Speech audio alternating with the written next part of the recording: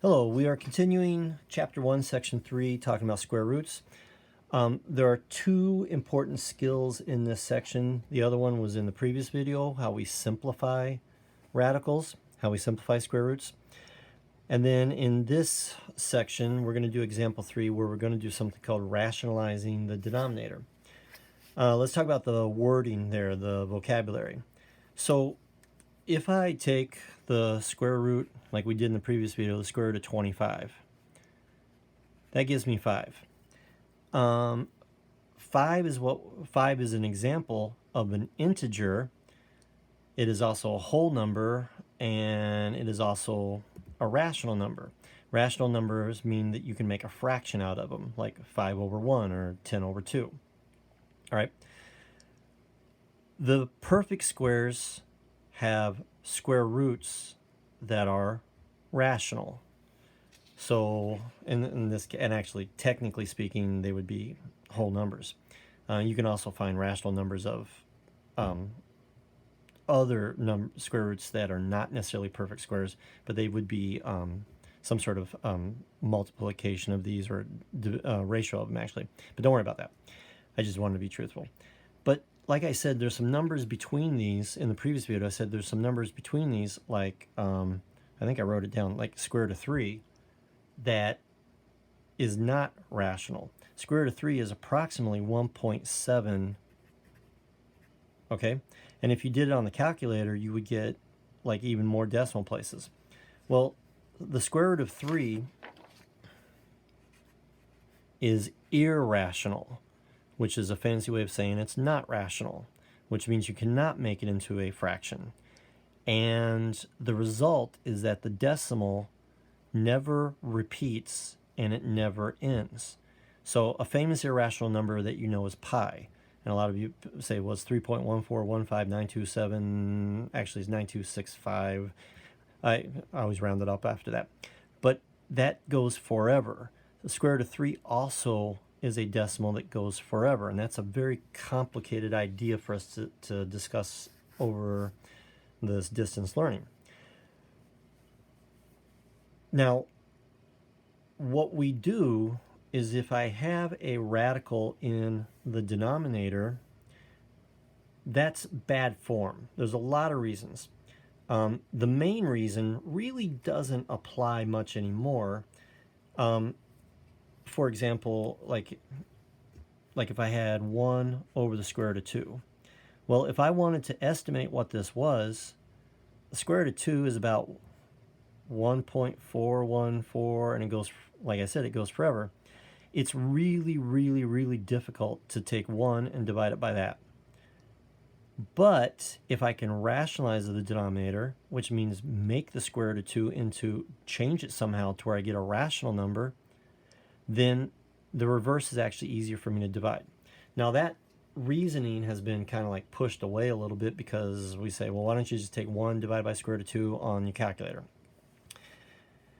Another reason why we rationalize the denominator, and this is the more important reason, and this is something you're going to be seeing as we get into quadratics, and later when we get into the trig stuff, it allows us to simplify. So if I was going to add a couple of fractions and I had radicals in the denominator, if I rationalize them, then I can find the lowest common denominator if I'm going to add or subtract.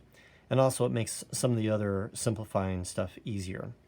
So that's the main reasoning behind why we do it. And unfortunately, like, we're going to learn the skill now, but unfortunately it's not until we get to like the actual like problems where we need to use the skill that you're going to see, you're going to really see why we need to do it. Okay, so this is the skill that we're going to do. All right, if I have a radical or a square root that is simplified already, like square root of 3 is already simplified, square root of 7 is already simplified, and even square root of 10, because that's just 2 times 5.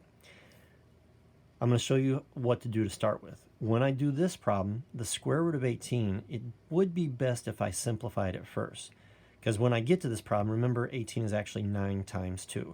So I'm going to actually do these out of order. I'm going to do that one, then that one, then that one, so you can see the method, right? So I want this denominator to be a rational number with no radical. So remember that this, I'm going to write it over here. Square root of 3 times the square root of 3 actually equals 3. That's rational. But the question is, how do I get this to be a 3? I need to multiply by the square root of 3. So if I multiply by the square root of 3, I'm going to get 3 in the denominator. But wait, I can't just multiply the denominator by square root of 3. The only thing I can really do to multiply and keep it the same value is multiply by 1. And 1, the number 1, multiplying by different forms of the number 1 shows up so many times in math. I keep thinking I'm going to like make a note of all the times that we use it. How do I get the number 1 here?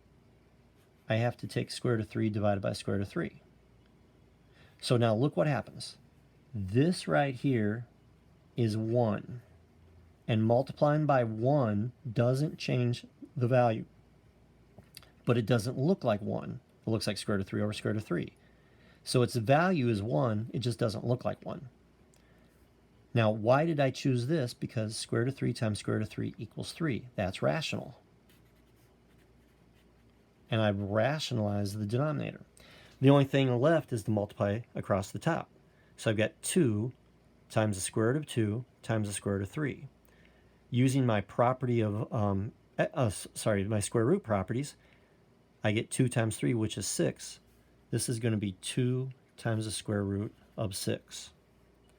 Now I probably should check to see if anything else can be simplified.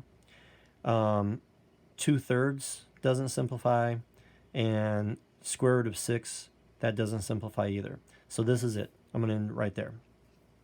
Let's go down to C. Like I said, I'm going to come back to that one. Let's go down to C. I've got square root of 7 in the denominator. So I'm going to multiply the denominator by square root of 7, and it's going to equal 7. But this has to be the number 1. So that's the square root of 7 divided by the square root of 7.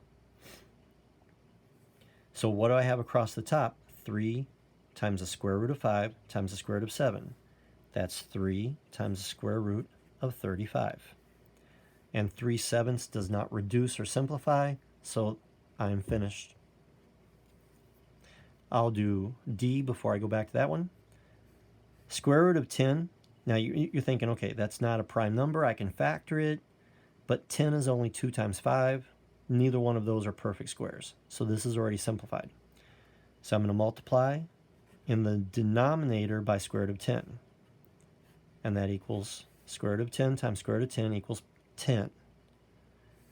This has to be the number 1, which is the numerator is the same as the denominator. So my numerator is 5 times the square root of 10.